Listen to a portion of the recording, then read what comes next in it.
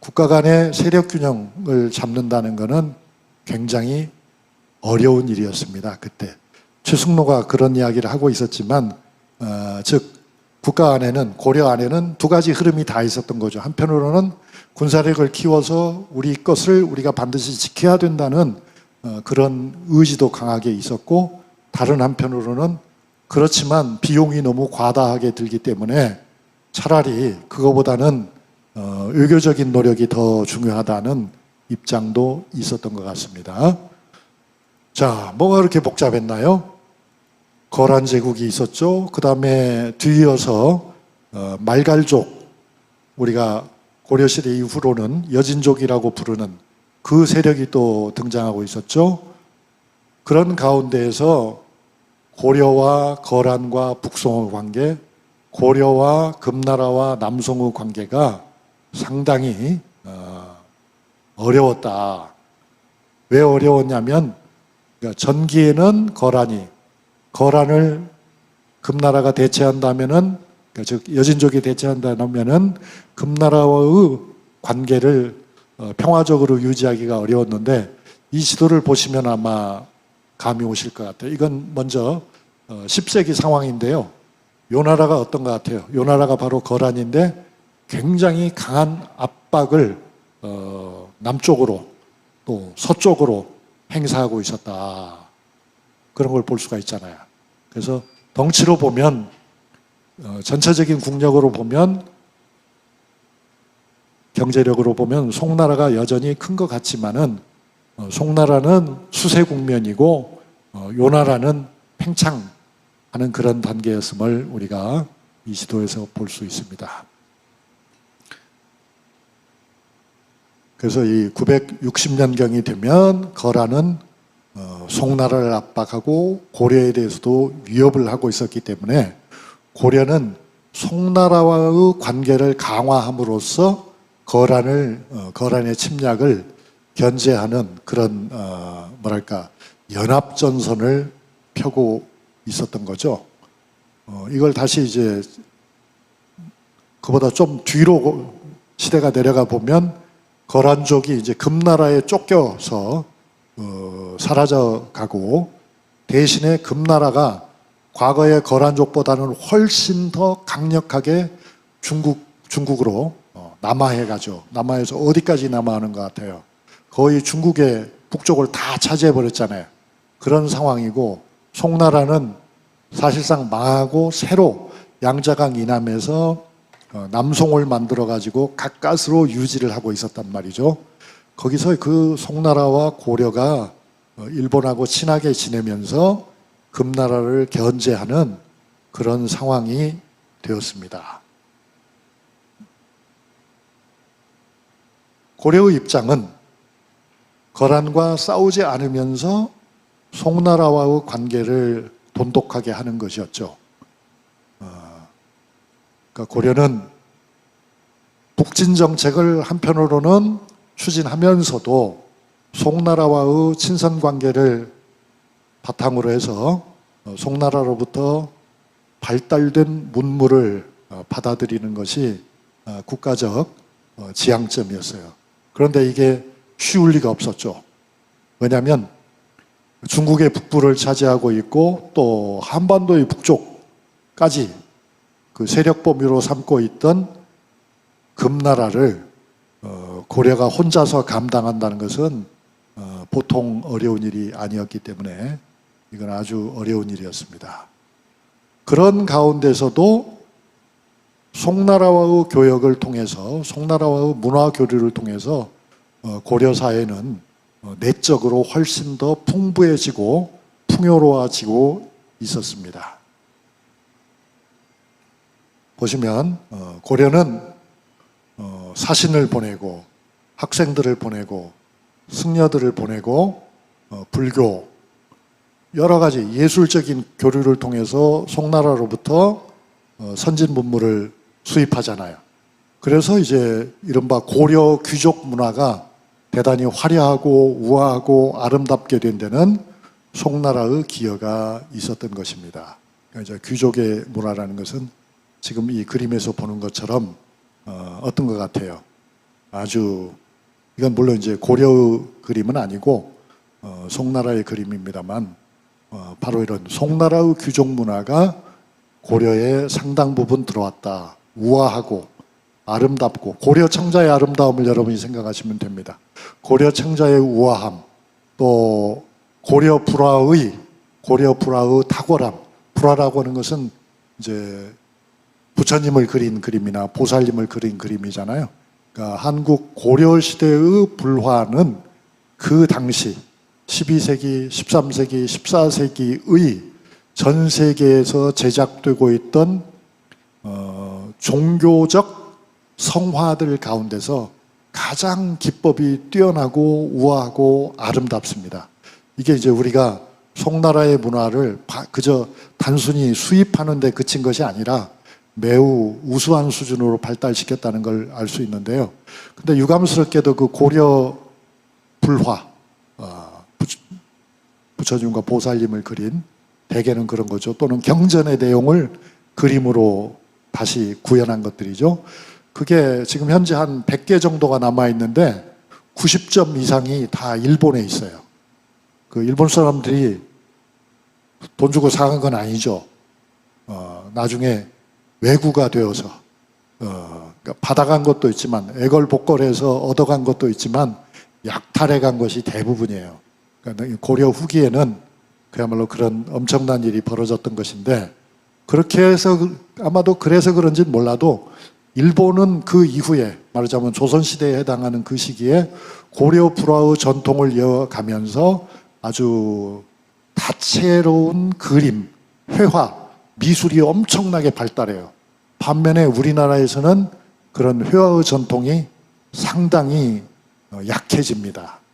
그런 것들을 보면 조선사회가 이제 유교적 사회여서 소박하고 검소한 걸 추구했다고 볼 수도 있지만 너무 많이 다 뺏겨가지고 아마 전통이 스스로 끊어지지 않았나 하는 그런 생각도 들 정도입니다. 그러나 그건 이제 나중의 일이고요. 고려 지금 초기를 얘기하고 있으니까 고려 초기에는 송나라의 교류가 아주 활발했다. 그러면 뭘 수출하고 뭘 수입했을까요? 당시 송나라는 상공업이 무척 발달했는데요. 같은 시기의 유럽 어느 나라와 비교하더라도 아주 최고로 발달한 그런 수준이었습니다. 중국의 송나라는. 그런데 우리나라에서 수출한 것은 금이나 은이나 나전, 칠기, 화문석, 특히 나전, 칠기 같은 것은 굉장히 화려하잖아요. 여러분 나전, 칠기 아시잖아요. 그러니까 칠기 가운데에서 상감 기법을 통해서 조개 껍질을 아주 아름다운 조개 껍질을 잘 뭐랄까 부조물로 새겨서 가령 뭐 용을 만든다든가 학을 만든다든가 꽃을 넣는다든가 그런 거잖아요. 어마어마하게 비싼 그런 값비싼 귀중한 예술적 가치가 있는 거죠. 이 칠기는 우리 한국 사람들이 옛날서부터 보배로 삼아온 것들입니다. 그런데 이것도 나중이 되면 그 주요한 전통의 흐름이 일본으로 넘어가는 것 같은 느낌이 있습니다. 그리고 이제 중국에서 송나라에서 수입하는 것은 비단이라든가 또는 중국의 서적 또 여러 가지 약재들인데요. 이 중국의 귀중본 서적들이 거의 대부분 고려로 들어와요. 그래서 나중에 여러분 성리학의 대가인 남송의 주자 같은 분은 뭐라고 얘기하냐면 좋은 책은 유교 경전도 좋은 책은 다 고려에 있다. 그래서 고려 선본이라는 말도 해요. 고려에 있는 좋은 책들. 그만큼 우리 할아버지 할머니들은 중국 문화를 제대로 배우기를 작정하고 본격적으로 그런 좋은 책들을 수입을 한 거예요. 그것이 아까 강의 초두에도 우리가 이름만 던진 대각국사 의천 같은 경우에는 송나라에 가서 불교 경전을 다 수용해서 가져오잖아요. 송나라뿐만 아니라 주변 국가로부터. 그래서 여러분이 아시는 것처럼 거란의 침략을 받으면서도 고려에서는 대장경 사업을 벌여서 그것이 오늘날 동아시아 불교의 핵심 경전이 되는 거예요. 그러니까 그런 걸 보면 우리 할아버지 할머니들의 어떤 문화적 욕구 그리고 문화적 성취는 우리가 짐작하는 그런 막연하게 짐작하는 그런 초보적인 수준이 아니라 매우 고도한 수준이었다는 걸 알 수 있고, 바로 그런 문화적 전통, 뭔가 하나를 배워서 제대로 하기를 꿈꾸면은 그것을 아무리 어려운 여건 속에서도 반드시 달성하려고는 우리의 의지가, 지금도 말하자면 우리가 세계에서 반도체 최강국이 된 것, 스마트폰 최강국이 된 것, 또 철강이나 조선에서 그렇게 두각을 나타낸 것도, 자동차도 사실은 아주 미약하게 출발했지만은 어느덧 많은 부분에 있어서는 세계의 중요한 자동차 시장에서 가장 안전하고 가장 가성비가 높은 그런 자동차를 생산하게 된 것은 바로 그런 전통이 우리들에게 있기 때문이라고 저는 생각합니다. 바로 이 고려시대에 송나라의 국제무역에서 중요한 역할을 한 것은 천주라고 하는 지역이었는데요. 이 천주에는 말하자면 해상 비단길의 종점이기도 하고 출발점이기도 한 곳이었어요. 그래서 여기에는 그야말로 뭐 동남아시아에서 온 물건들, 아라비아에서 온 물건들이 넘쳐났고요. 그러한 그 무역 통로가 어디까지 연결이 된다. 여긴 지금 그림은 천주를 보여주는 것이죠. 오늘날의 천주입니다.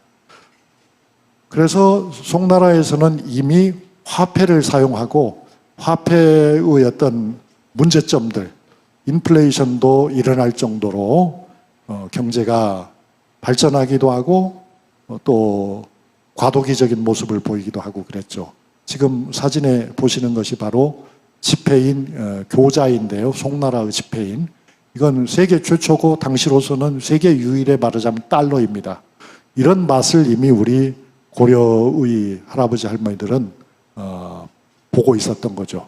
말하자면 당시 수준에서는 세계 최고의 문물을 우리가 수입하고 있었다.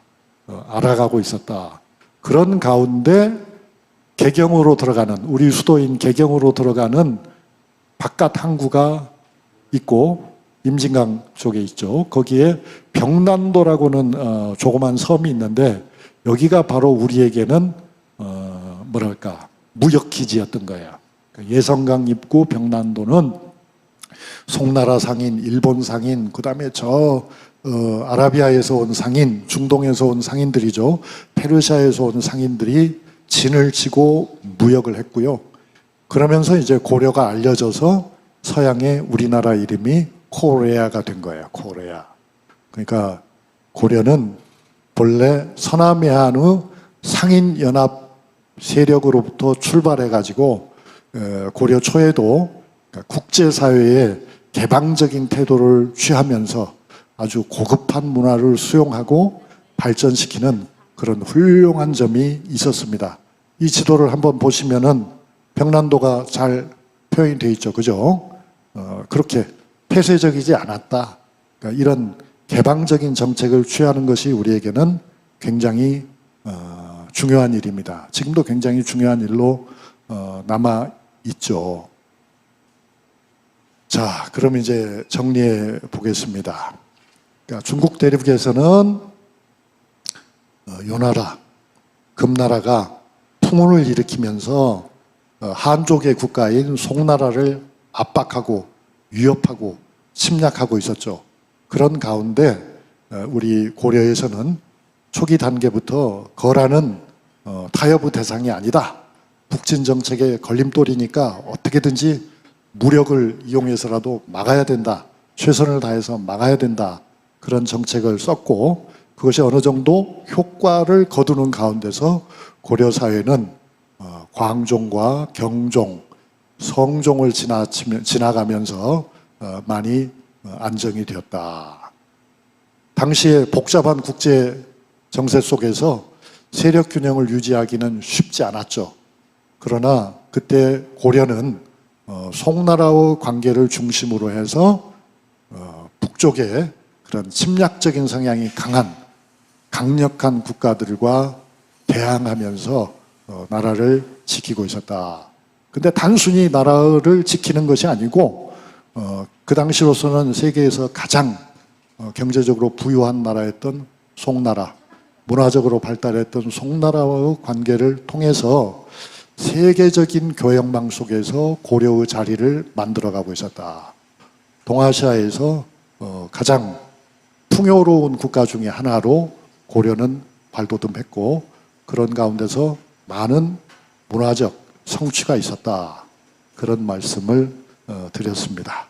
감사합니다, 여러분.